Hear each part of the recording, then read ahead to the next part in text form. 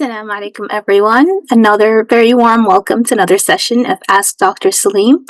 In this series, we take your questions and we post them to Dr. Saleem.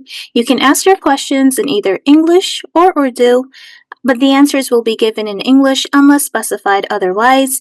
To ask your questions, please raise your hand via the raise hand button. You can find it under the React. And then from there, you can click on raise hand. If you can't find that option, please send me a chat message and I will place you in the queue. You can also send your questions in the chat. And if you'd like to remain anonymous, you can send them to me directly in the chat. And so with that, we'll take our first question of the day. This one asks, as per Ghamidi Sahab, obligatory body parts of prayers are transmitted by consensus. My neighbor said in Oman, people first omit the first Raf al-Yadayn as well. One can say tawatur of this omission does not reach Prophet, peace be upon him. So how can we be sure leaving rest of Raf al-Yadayn reaches Prophet, peace be upon him? Simply because from vast majority of the companions and almost all of them, they have done Raful Yadain when you begin the prayer, and this has reached us. And also we must remember that it's not just tawatur. The other instrument of certitude that gives certitude to knowledge, or Islamic sources, the way they are lent knowledge and certitude, is through ijma, which is consensus, and that relates to one's concepts. So just as tawatur exists in deeds and in practice, so ijma or consensus is something that relates to knowledge. And so both in the knowledge that has been transmitted from the Sahaba, we know that this is something that is a part of the essential part of the prayer, in which you have to raise your hands, and also tawatur, in which a very vast majority of the companions do this. So if in Oman or in some other country, there are people who don't do this, then you can easily trace this discontinuity back to some period of time. So either in a small part of the whole Muslim polity, it could be that people have started a new practice, or it could be that it discontinued it for some reason or the other. So that can be traced. So remember always that we can easily trace back any deviation from the general practice. And I'm sure if you trace back in the history of Oman, you'll find that as well. Thank you very much, Dr. Saleem. They're clarifying that they're asking, how can I be sure that all companions left Raf al-Yadayn before ruku and after ruku? But as I said, this is the consensus. You'll not find anyone going against this consensus. And if you look at people who are doing this, like for example Oman, they'll let you know the reason why they have done this, or they'll have a different interpretation. So you see, basically it is you who have to come up with a cogent answer as to why people in some countries argue that there is no Raful Yadain. It's not, it's like saying that if the sun is shining, then I cannot see it. So I'll only ask the person to open your eyes and you can see it. You see, such is the nature of ijma and tawatur, that it is pervading the ummah. Anyone who's going to go against it or has a different opinion, that person has to present an argument that supports whatever he or she believes in.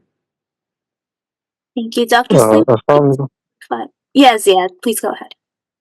Doctor, I wanted to clarify what I was trying to ask.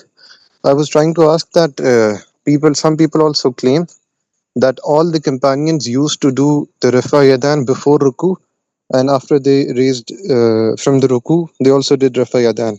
So Right. they did not leave it, and it was only later that the people started to leave this Rafa Yadan. So the Tawatur doesn't reach the Prophet ﷺ, neither his companions, Radwanullahi ta'ala alayhim ajma'in. Rather later the people started to leave it, and they quote a narration from Imam Bukhari rahimahullah that he heard from Imam Hassan Basri that all the companions without exception used to do Rafa Yadan. This is their argument. That's what I was trying to ask. They did the Rafa Yadain at what time? When?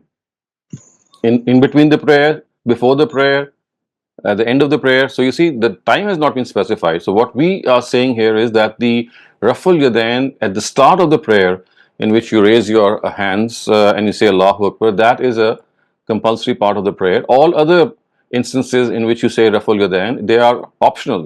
It's not that they are prohibited in any sense.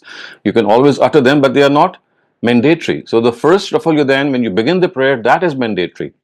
And remember, any Khabar Wahid cannot overrule a consensus or a majority opinion. And that too, as I said, from the Khabar Wahid, unless, I mean, it is specified that which Rafal Yadain are they talking about? Is it the general Rafal Yadain? Is it one part of the prayer? Or is it all the other Rafal Yadain after the opening one? So which one is that? Thank you. Dr. Sahib, it was specified in the narration that it was going into ruku and coming up. So that's what I'm saying. That is an optional thing. It was never a compulsory thing. Going into the ruku or getting up from the ruku was never a compulsory thing. That is why some people do it and others don't do it. You see, what we need to understand is that what are the compulsory areas that we have to always observe? So, as far as the posture is concerned, so that is the beginning of the prayer. When you begin the prayer, you say Allahu Akbar and you raise your hand. So, that is the compulsory part. All other instances in which you say Raful Yadain or you utter Allahu Akbar or you do Raful Yadain, like going into the ruku, standing up from the ruku, and then going down again, and then getting up. So these are instances in which people do it and they don't do it because it's an option that has been given to us. Thank you very much, Dr. Saleem. If you have another follow-up question, Abdullah Ziad, please raise your hand. The next question asks, what is the sanctity of my life in Islam, and to what extent can I go to save my life? Please explain the answer in Urdu. Well, saving one's life is an obligation that we owe. Otherwise, if we don't save one's life, we would be guilty of killing our own selves or killing someone else. I mean, it is like plain simple murder.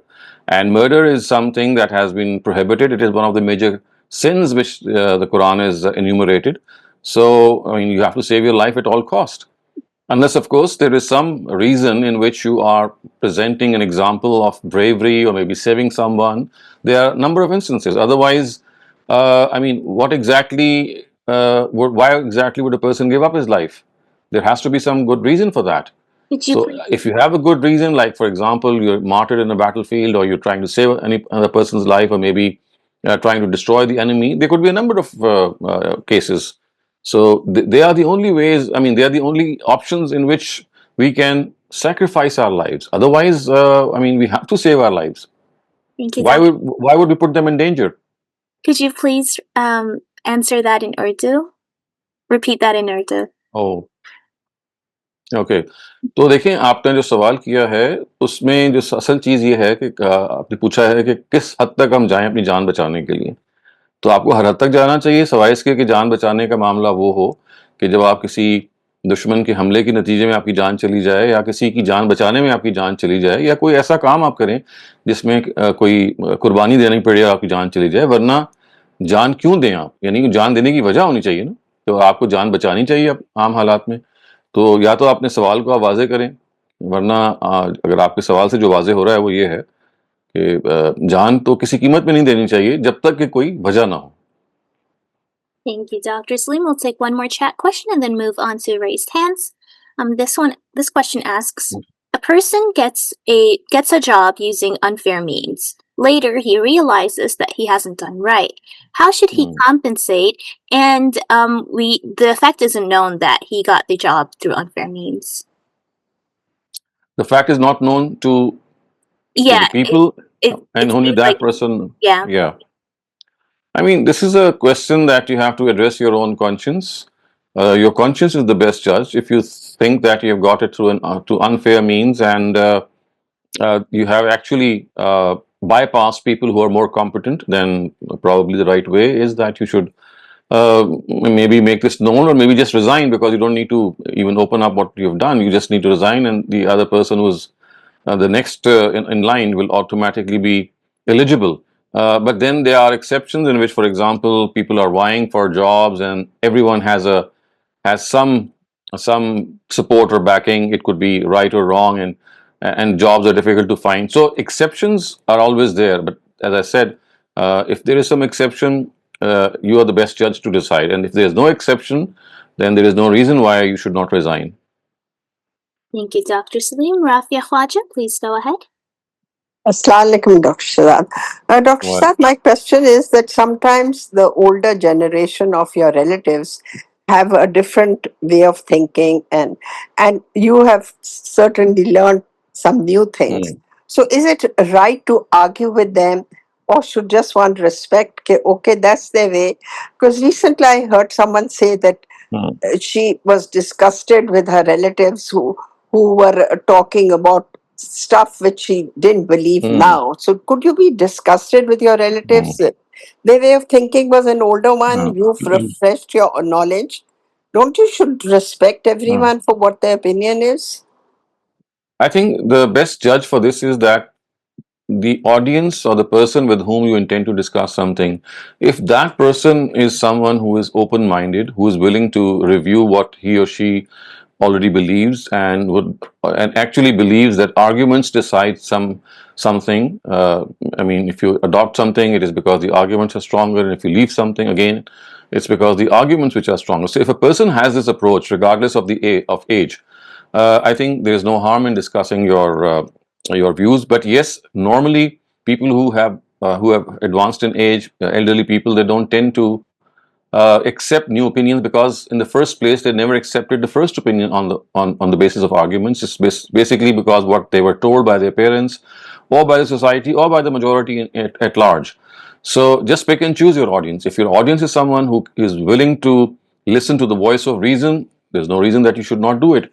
But and normally at this age, people are not willing, not even in this age, in every age, the type of education that we get and the grooming that we get is that we normally are not open to discussion and open to argument. So I would just give you this principal answer: that's look at people who are your audience, and if they are ones who are willing to change or willing to review what they have already in mind, then there's no harm. Otherwise, I mean, you don't need to bring up and argue in every subject. Dr. Shehzad, like she said that she was disgusted by her uncle telling her father something. And I just thought that you should respect whatever they say. You don't agree, you can say, I don't agree, but Yes, of you can't. course. I mean, this is, I mean, as I said, unless the details are known, it's a better attitude would be that you just respect someone's opinion and you can, I mean, you don't have to agree. If you have a different opinion, you just say the opinion. So instead of, I mean, this is something that we need to learn, that instead of making a comment, it is better that you just present your own opinion on the basis of arguments. If you don't agree with someone, you just say that I don't agree. And yes, at times people do say something and they say that I'm disgusted, or I am really I don't know why people think like this. So I mean, either the people who listen should ignore what the younger generation has said, or the younger generation themselves should realize that this is not good manners if you comment in this way. So it all depends on the situation. She's talking about her father and her uncle, and I just thought Right. you have to respect Yes, your. yes. Normally, I mean, you don't have to agree with your father or your uncle. You can politely disagree. And at times, you see a person is just venting out the frustration or maybe the disagreement in this way when someone says that I'm disgusted. So I think we should not take such comments seriously as well. But if you think that there's a chance to advise the person, yes, advice is always a good thing. But pick and choose the time and the audience that you intend to correct. Thank you. Thank you so much. Thanks. Thank you. Kamran Khan, please go ahead.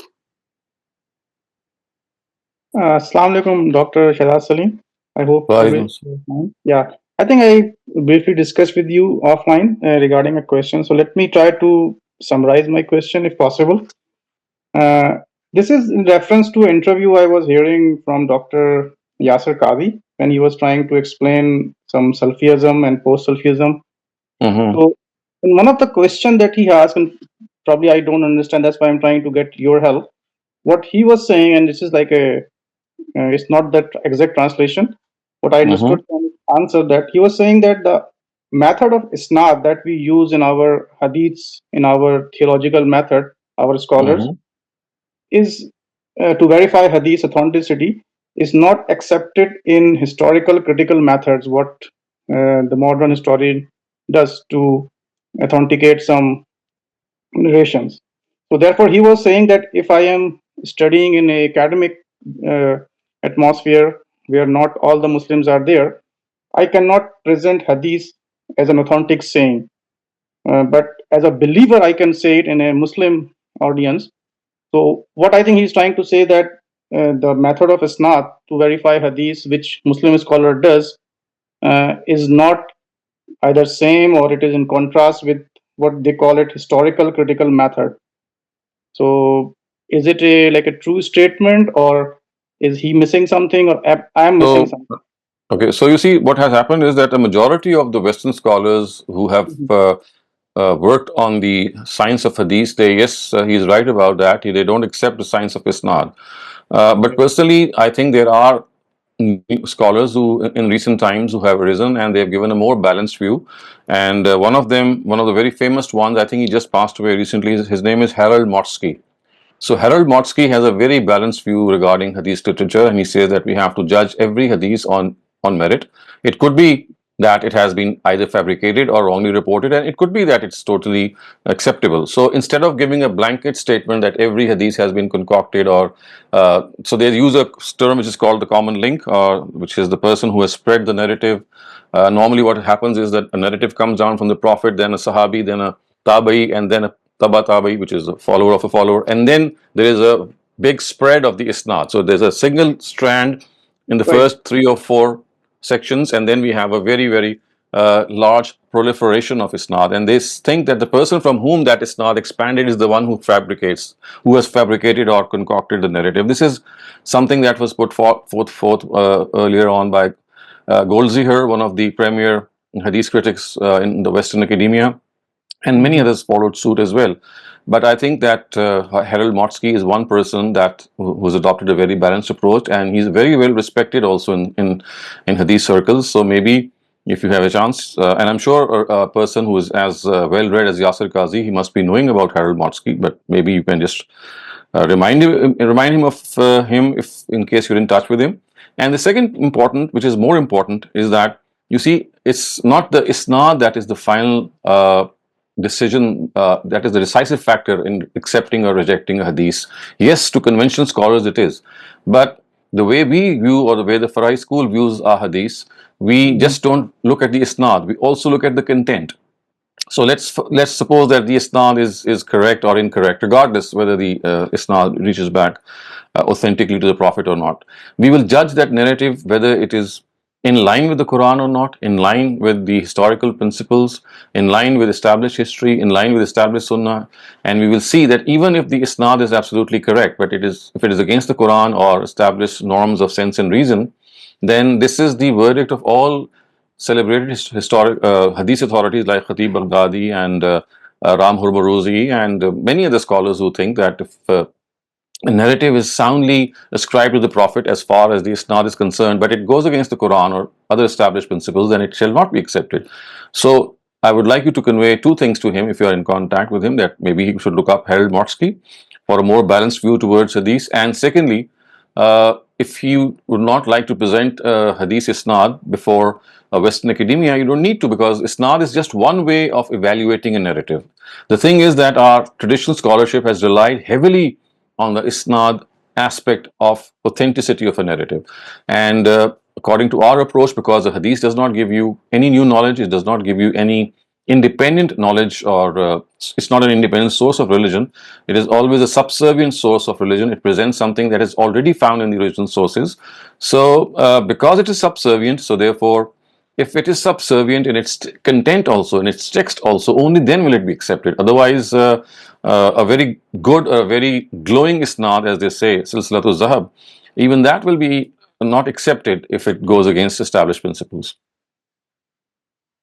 So just one quick addition. So when you say that we also check the context of the hadith, so is it not the same that what we call darayat rules, and it is already Yes, present in our yes, tradition? that is. But you see, what happens is that currently the way Mhm. these hadith principles have been enumerated is basically something that you can look up. A scholar by the name of Ibn Salah Ram Harmuruzi, he's a very famous scholar, was very well respected. So he has put forth 6 standards of judging hadith, and these 6 standards are mostly judged on the basis of the isnad, and they seldom have any bearing on the content or the text or the matan of the narrative. So because of the fact that these isnad standards relate to the sanad only, to the chain of narration, and do not have any connection, or I mean if they do, then it's a very minor one, with the matan or the text of the narrative.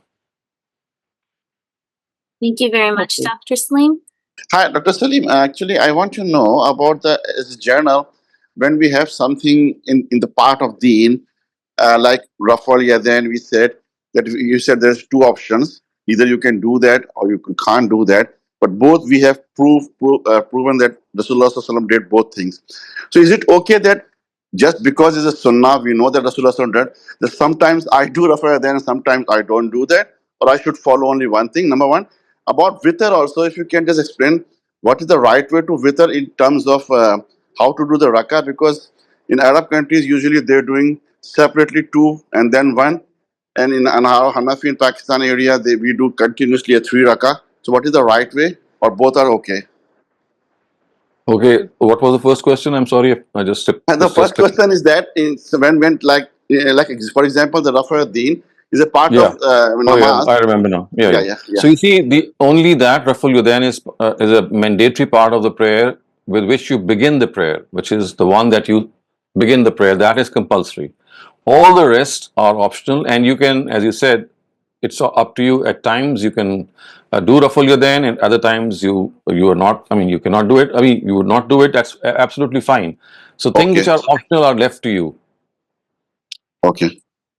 And And as about far witr? as witr is concerned, both ways are correct. So the Ahlul Hadith or the Hadith scholars, I mean, the ones that are generally followed by the Arab countries, Imam Ibn Taymiyyah, Imam Ibn Hazm, and some of the other, and Imam Ibn Hanbal also. So as per their interpretation, they offer two rakat, and then they offer an extra one rakat, which makes the two odd, and they call this as witr.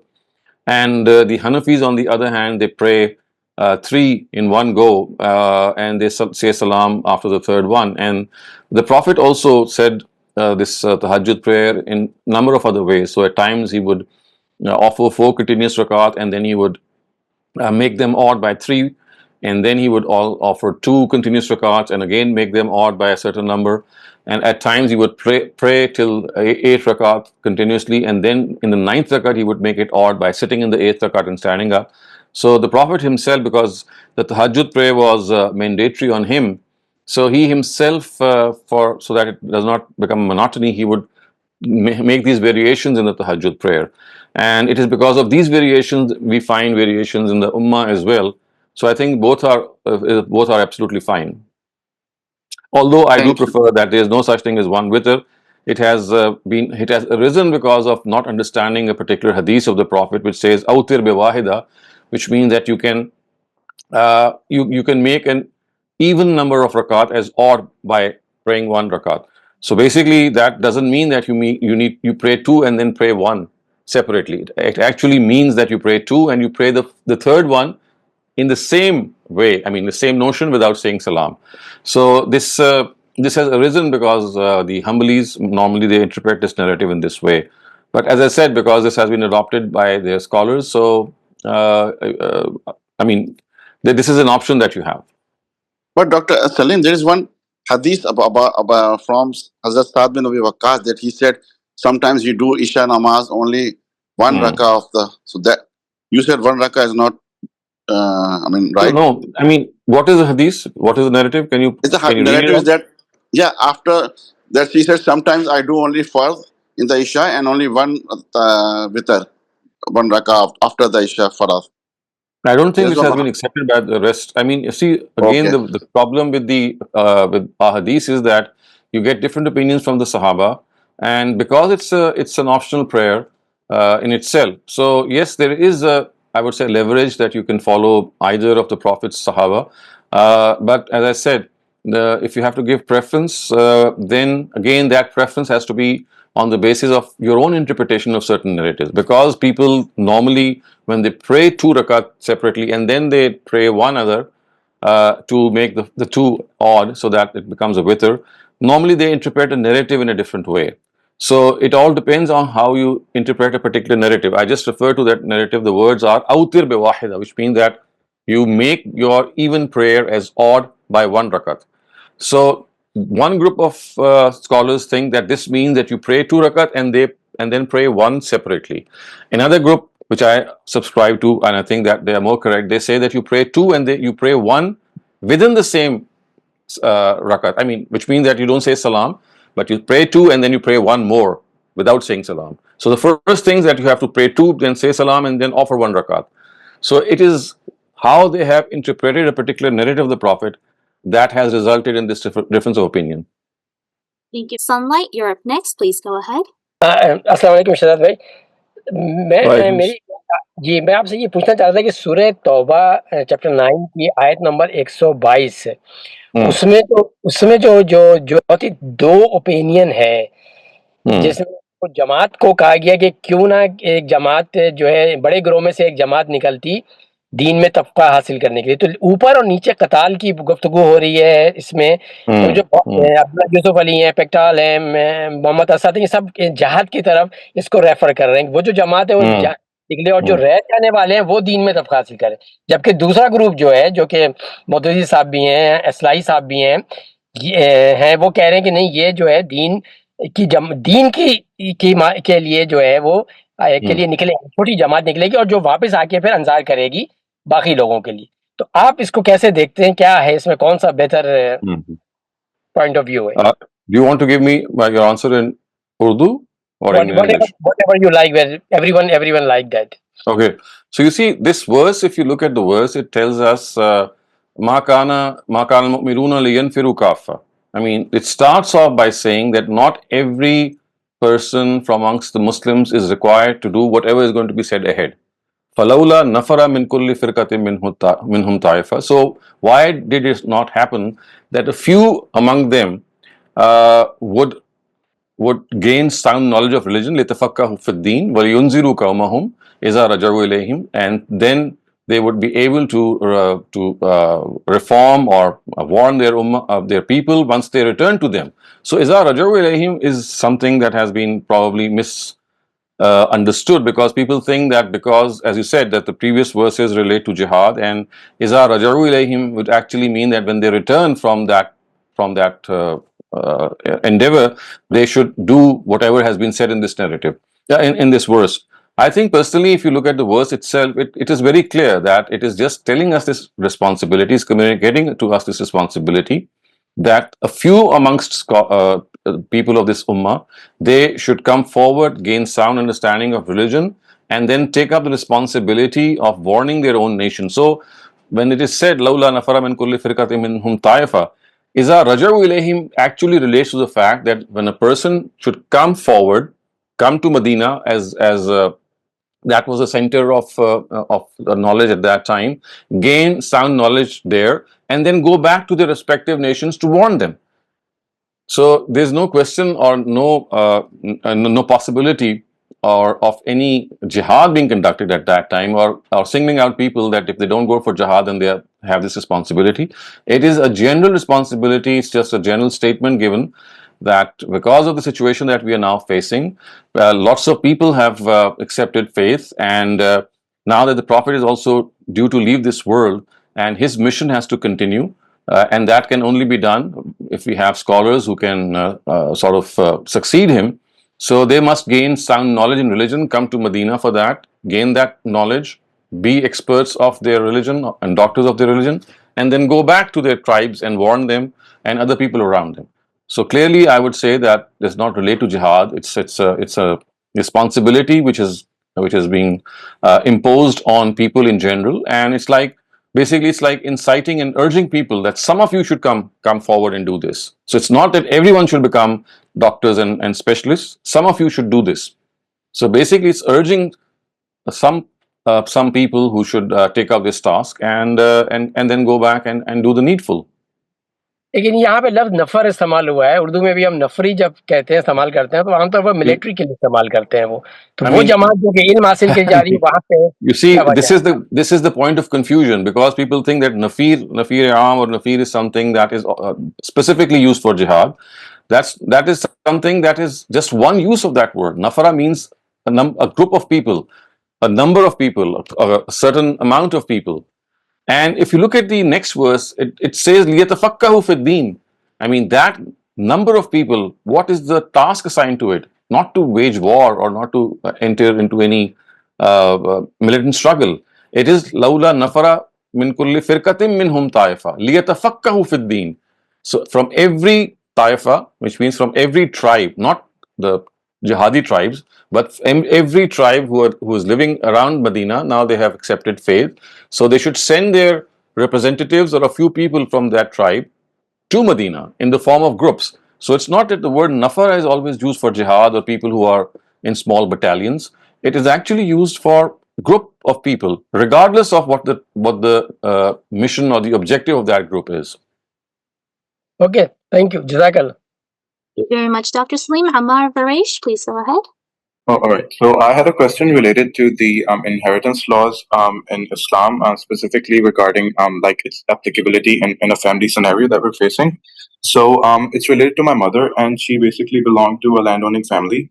And what happened was that her mother died before her grandfather passed away from her mother's side. So what happened was when her grandfather eventually passed away, and that was in 1987 or 88. What happened was that the share that of the land that belonged to her mother was legally and on papers transferred to my mother, right? But what happened was in 2001, and by the way, it stayed like this way for 15, 20 years. And then in 2001, the federal Shariat court, it passed a ruling, and it said that like this is like un-Islamic, this can't happen. And so her uncles, what they did was, without taking her in loop or without informing her, they went to a person of authority, and they had this like they had like legally on papers, they had the land transferred back to them. So, and they divided it amongst themselves. So what happened was that, and you know how Pakistan is, how things like function here. So we did a follow through. We went to like a person of a senior, more authority, and he overturned the decision. But the thing is that we actually couldn't implement it. But it's like after 10 or 15 years now, we have planned to like really follow this through and get done with it and implement it fully. But the thing is that we're really not sure. So, was the decision by the federal Sharia court, was that right? And if we do pursue it and we get that land back, would that be like morally wrong of us? Like, does Islam allow my mother to inherit that land if her mother had passed away before her grandfather? So that's basically our confusion. So, first of all, we have to understand that this issue has not been covered by the Sharia originally.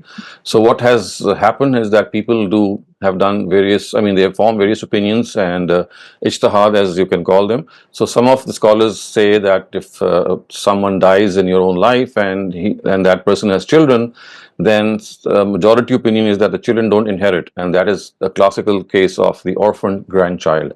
So there's another group of scholars, and I agree with them, which says that when the mother dies in the presence of the father, and the mother also has children, as is the case, as is your case, in that case, the share of the mother goes to the daughter or to whoever children are living. So this is the stance that I'd like you to understand, because as I said, there is no clear opinion. So I mean, there's bound to be a difference of opinion. So because there is no explicit ruling on the inheritance of the grandchild.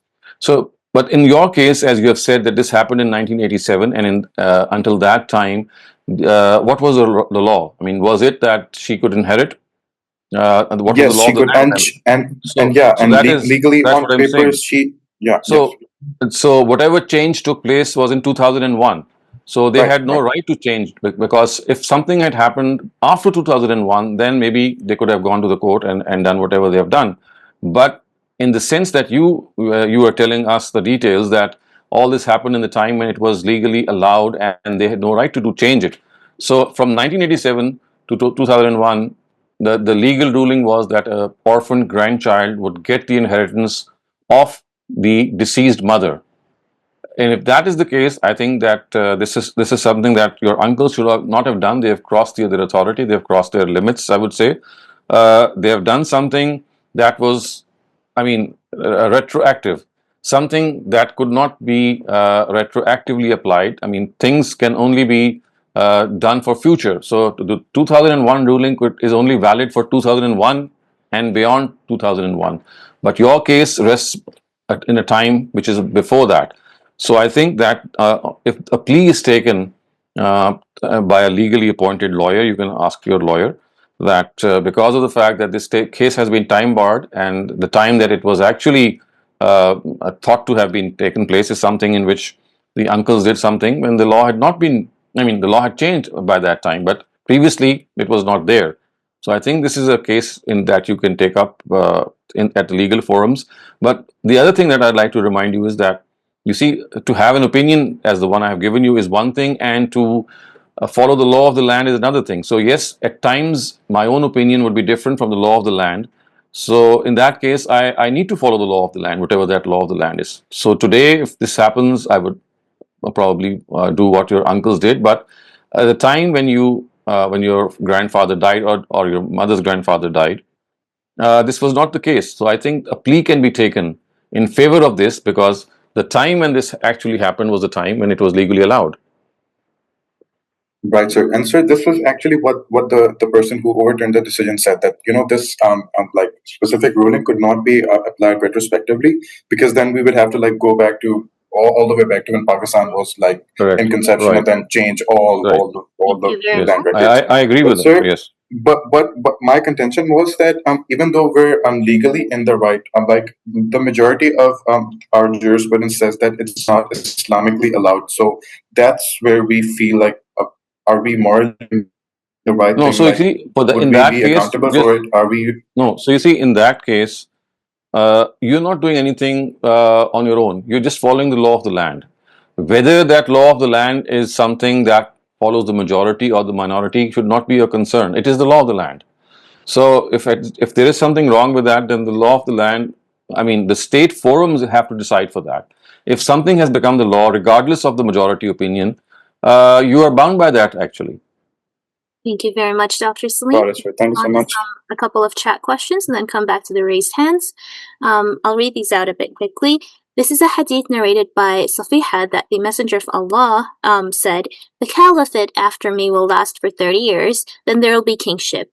This hadith is recorded in Sunan al-Tirmidhi and Sunan Abi Dawud. The 30-year period usually refers to the caliphates of the four caliphs: Abu Bakr, which had 2 years, Umar, 10 years, Uthman, 12 years, Ali, 6 years. These caliphates are considered the golden age of Islam. Do you think Ali's caliphate was really a golden age of Islam? We see Ali's caliphate full of conflicts and wars leading to sizable human causalities and divisions amongst the Muslims.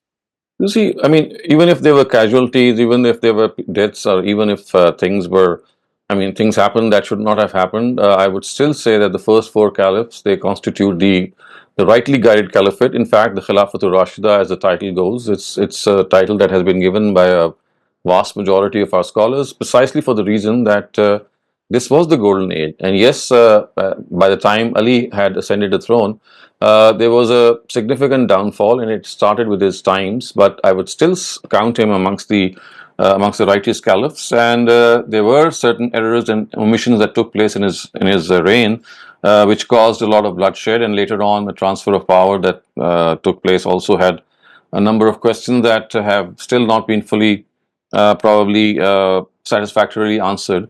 But yes, but this happens. I mean, it doesn't take away anything from his caliphate. So I would still count it amongst the rightly guided caliphate. Thank you very much. The next question asks, the Quran refers to a group described as the chosen people, and this term is also often mentioned in today's global discussions. What does the Quran actually mean by the chosen people, and why were they chosen in the first place? You see, this is a big misconception. The word chosen, actually, wherever it is used in the Quran, it is used for the progeny of Abraham, which means that uh, until Abraham, the scheme of the Almighty would be that he would select individuals and send them to various settlements and cities as prophets of God. And they would be assigned with this mission of delivering God's message. But in the time of Abraham, when Abraham arrived on the scene, the Almighty took a decision, and that was that He said that if his progeny would adhere to a certain protocol, which is that they would be just and they would adopt righteousness as a trait in their collective life, then the Almighty will give them the the ascendancy, so to speak, amongst other comity of nations. They'll rise and they'll rule over other comity of nations, other nations, so to speak. So this is something that was a promise made by God to the progeny of Abraham, and of course this included the Jews, it included Muslims, it included all those people who were born from Abraham, the Semitic race, to be precise. And because of the fact that the Torah speaks of this promise as well, and for them this promise is something that is spoken of for the Jews, because it was for the Jews or the descendants of Prophet Isaac and Prophet Jacob who took the first turn in being given this responsibility, that this misconception arose that perhaps the Jews are the chosen people only, and they have been maybe chosen as a select group. Maybe they have a special status and they'll be salvaged in the hereafter. Again, this is a misconception. So basically, what we need to understand is that the progeny of Abraham as a whole was chosen, which included the Ishmaelites and the Israelites. So they were chosen one by one, given this responsibility that instead of a single prophet going to a nation, there will be a series of prophets coming amongst the Israelites. They'll be assigned with the responsibility of becoming truth oriented and righteous oriented in their own structure, and convey the religion of God to other nations of the world. So they were chosen for this task of delivering the truth to other people of the world. So it should not be of any confusion that chosen means that they have a special status in the eyes of the Almighty, as if they are superior. It only means that the Banu Abraham, or these children of Abraham, have been chosen as as a group of individuals who have been assigned that instead of one prophet being chosen and sent to different parts of the world, to different nations, a whole progeny, a whole generation, or a whole series of uh, group of people were chosen, and they were given the responsibility of delivering the religion of God to other people of the world. So this choice or this selection is not of any superiority. It's like a responsibility given to them to impart the religion of God to other people of the world. Thank you very much, Dr. Saleem. Now, Shafqat, please go ahead, and a reminder to all the participants, please limit yourself to one question. Yes, Islam, my very short questions. Number one, hadith would refer to a tradition which traces back right to the Prophet. Those which stop at some of the Sahaba or the later people should not be is not to be classified as hadith. And the other question follow up is that those hadiths which are mentioned even in Bukhari and Muslim, and they have a sound chain of narrative. But if they do not follow logic and reasoning, we can disregard them. Right. So you see, the word hadith has been at times extendedly used for asar also, which means that the content which the Sahaba have produced as guiding people, as giving them some knowledge about the Prophet of God. So even if it is not from the Prophet, classically or technically, it should be called the asar of a Sahabi. But I mean, as a loose connotation, I would say, or as an extended connotation, at times what the Sahaba have also said is generally regarded to be a hadith, although technically we know it's not a hadith. It's just a extended use of the term.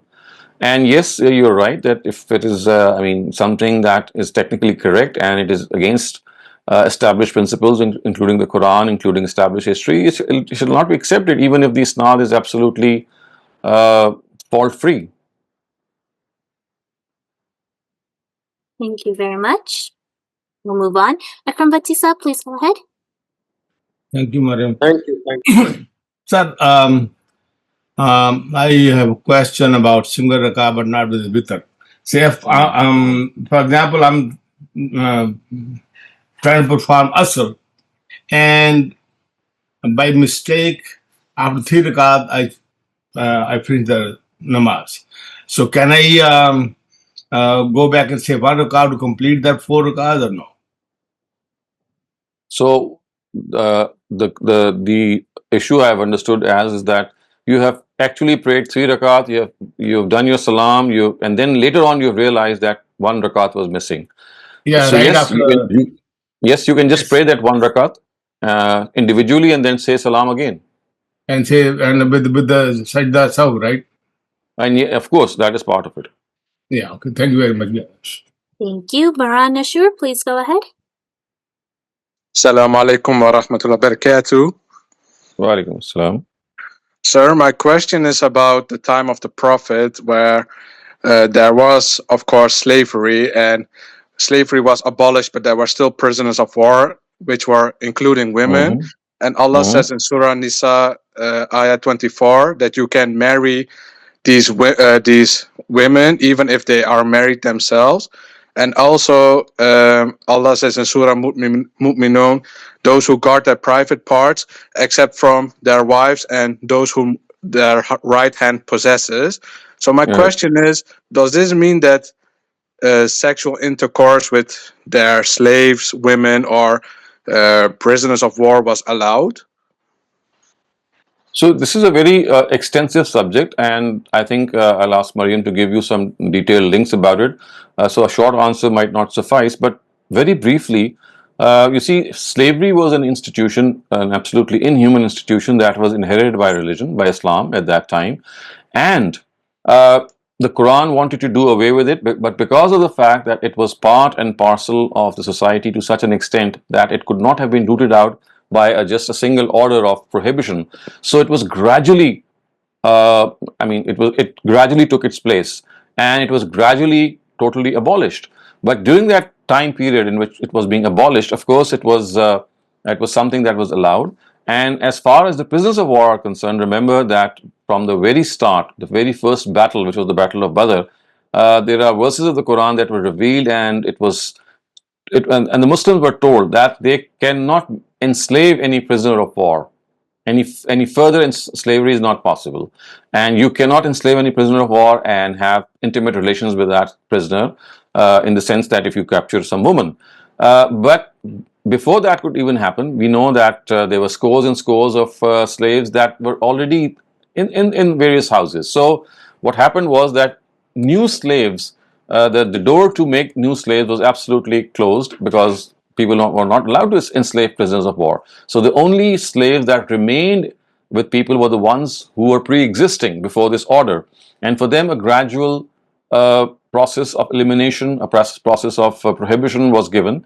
But during this time, until it took its final shape, yes, it was allowed. But remember, this was something specific to that era only, and it's not something that is no longer in operation, even if a war breaks out today. Thank you very much, Doctor. Okay, wait. I want ask a quick additional question.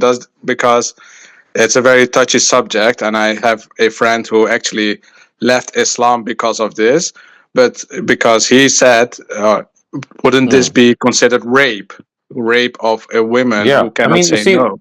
you see, this is something, it's no longer allowed. Remember, this was something that was a very specific circumstance of those times, and in order to gradually do away with this whole scenario in which women were subjected to actually prostitution. So the reason that it was not, just prohibited in a single go was that these women, they were of loose character. If they had been liberated at once, they would have just gone into the society and they would have opened up prostitution dens, and they would have caused havoc in the society.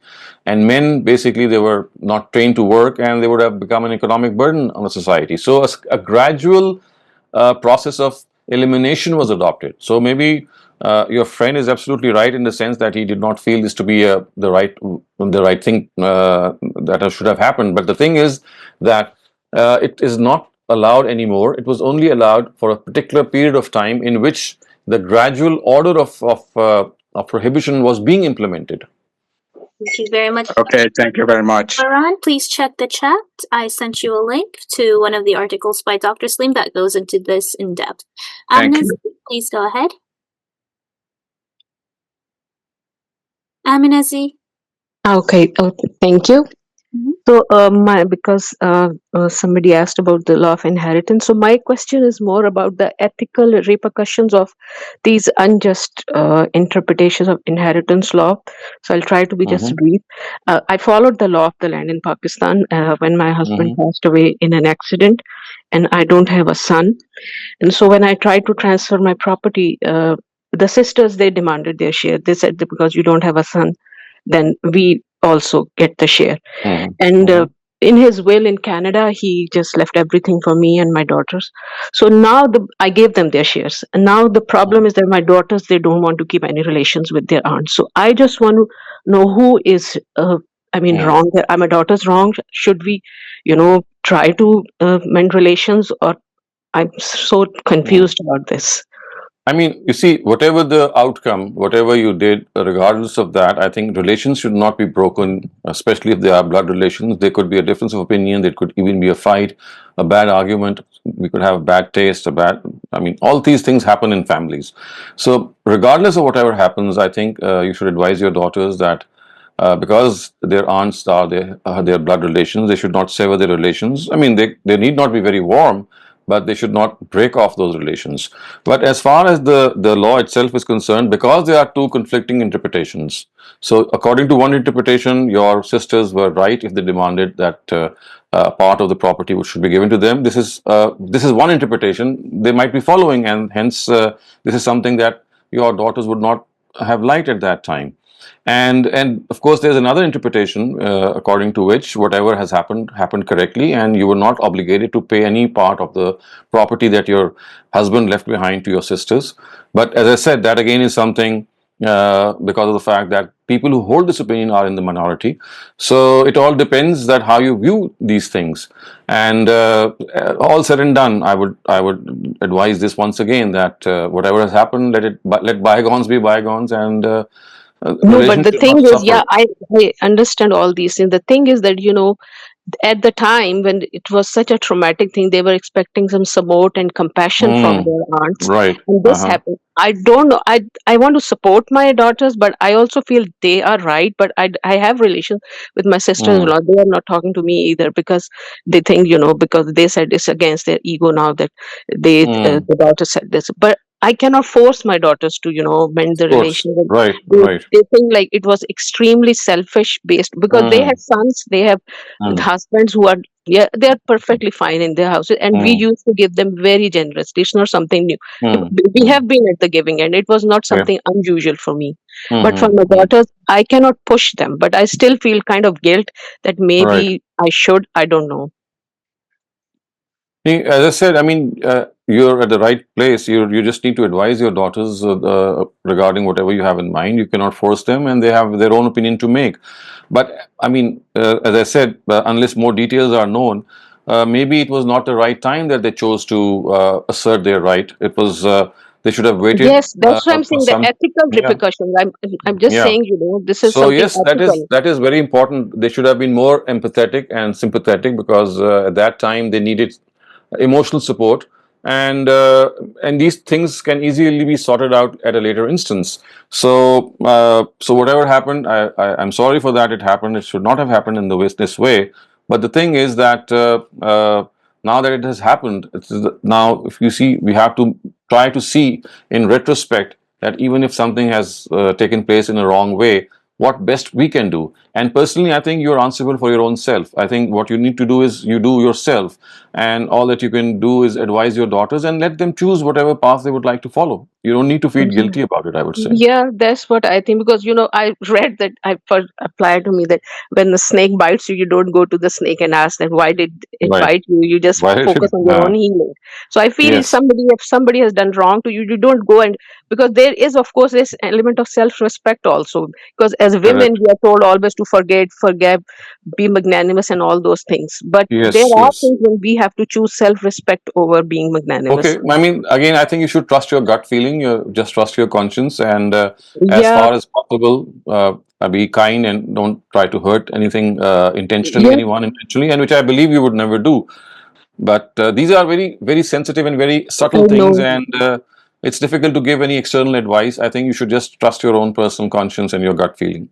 Okay, yeah, thank you. I just wanted to see it objectively because in the situation you cannot, and I just Right. want to ask somebody It how others happens. see it.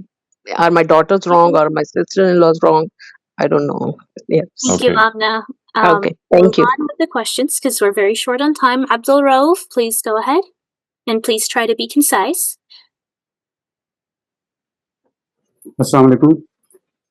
Wa alaikum salam. Doctor صاحب میرا question یہ ہے کہ کئی جگہ پہ ایسے واقعات ہیں، میں اس کی ایگزامپل دے سکتا ہوں کہ ایک بری سچویشن کو اللہ تعالیٰ یعنی اس واقعے کو ایز از پیش فرماتے ہیں اور پھر اس کو دور ہونے کو اپنی طرف سے بتاتے ہیں.